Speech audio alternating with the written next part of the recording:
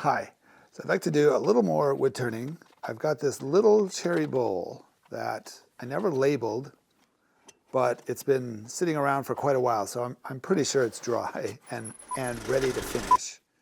It has two issues that I want to work on. One is there's not really a crack, but like a bark intrusion in the side of the bowl, and what would be interesting is to cut along that line and cut this into two halves, and that would help with the other problem that this has, is that because it's cherry, it's moved a lot and it's changed shape from a circle. So it's kind of squished this direction and it's the same size this direction. So what I could do is if I cut this, I can build a piece that fits in there and gives this a little more width. So it's a little closer to round or to a square. And I can make something that's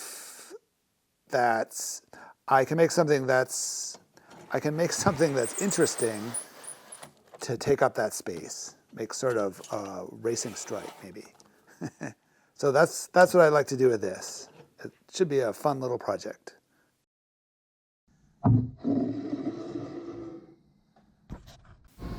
The first thing to do is to sand the rim of the bowl as it's warped and changed shape a little bit as the piece is dried.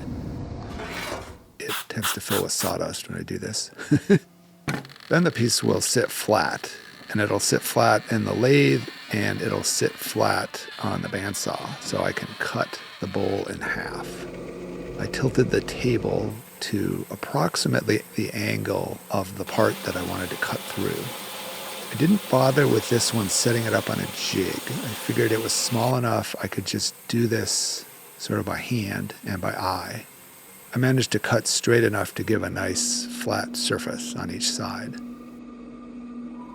I can sand each one of those surfaces to get them perfectly flat, as they'll now get glued back together again. And with them nice and flat, I can get a very tight joint along that glue line. I can make the piece that's going to infill that cut and give the bowl a little bit more width.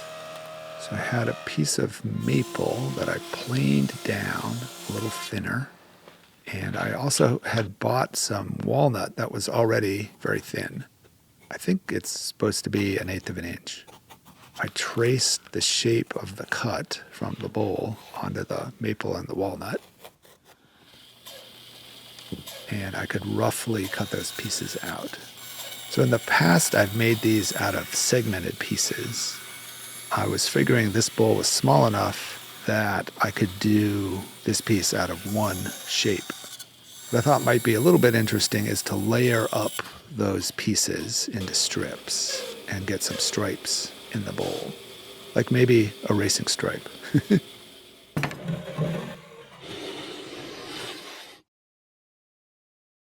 Gluing the 3 strips together was really easy. I offset them just a little bit as the stripe is at an angle.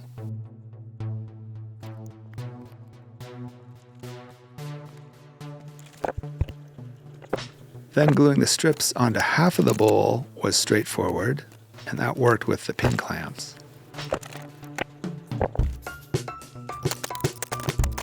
Then trying to glue the other half of the bowl onto the previous glue up proved to be a little bit of a challenge. I put glue on and tried to clamp the piece in place, and it wouldn't stay in the right location. Everything kept sliding around. So I finally ended up pulling it apart, resanding the surfaces, sanding the glue off, looking at it for a bit, and I managed to get the pin clamps to work on the second try.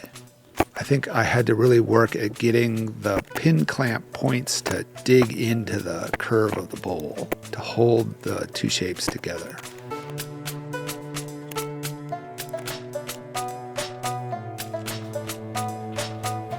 Then I can sand the glue up, and this is mostly to get it to fit in the chuck on the lathe. I need the rim nice and flat again, and I could sand a little bit of the strips off on the edge. And with my bigger jaws, I could just fit the bowl on the lathe with the bottom pointing out. Then I could start turning. I wanted to clean up the bottom and get the mortise to where I could use it to hold the bowl to turn it the other way around. And this was straightforward. I started with the bowl gouge, and then I started using the scraper. This piece is so small, I didn't have to remove very much. So I could do most of it with the scraper. And I can clean up the tenon. Now that the bottom is clean, I can put smaller jaws on the chuck and reverse the bowl and work on the rim and the inside. And I started with the bowl gouge again, then ended up just using the scraper, which worked pretty well. I got the rim to the shape that I liked. I wanted the bowl a little bit thinner than it was, so I kept removing material, getting closer to the sort of final shape that I wanted.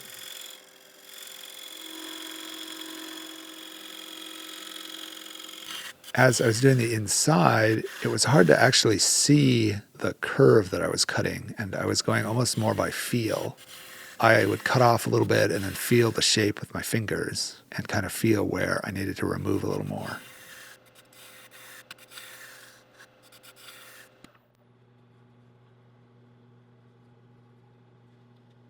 One thing I've done recently is I made a pair of giant calipers. I've wanted to have something like this so I can measure the thickness of the walls or the sides of various shaped bowls. So we'll do a little side project here. This is how I made the calipers. I had a sheet of 1/4-inch birch plywood that I could use for this. I used the laser engraver on the CNC to cut the numbers and the markings on the calipers. Then I could cut out the shape with a 4mm compression bit. I did the holes first, then I did the 2 shapes that I needed. It's really pretty simple. It's just a big pair of scissors, so 2 pieces that hinge along a bolt. I could sand the pieces. I was careful not to sand off the markings from the laser cutter. And I drilled out the hole for the bolt. I probably should have done this on the drill press. A single bolt holds the 2 pieces together. And if my drawings are correct, the distance the calipers are apart should match the distance on the scale of the calipers. And they seem to be pretty close. So I can feel the sides of a bowl and kind of get a sense of how thick things are, but this will be nice to be able to actually get a actual visual dimension, I guess. And this is a pretty small bowl, but it did help in that I wanted to make the outside a little less vertical and bring that side in towards the bottom. And I had the material to do that, which I could feel with my fingers, but it was nice to have the calipers to really show that I had that material. Then I could sand, and that went really fast because it's so small. And now that I've shaped the rim and the outside, I want to turn it around again and work on the bottom again, because now it's not quite the right shape, because it needs to be continued with that form. So there's just a little bit to do on the bottom.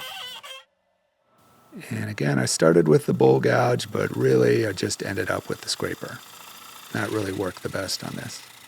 I didn't want to use the other jaws with the bowl turned around, as they would mark the rim of the soft wood of the bowl. I used the jaws with the rubber bumpers to hold the piece in place. And since this is so small and not very deep, it held it well enough to work on the piece without it coming off. And it's about done. And it's cute.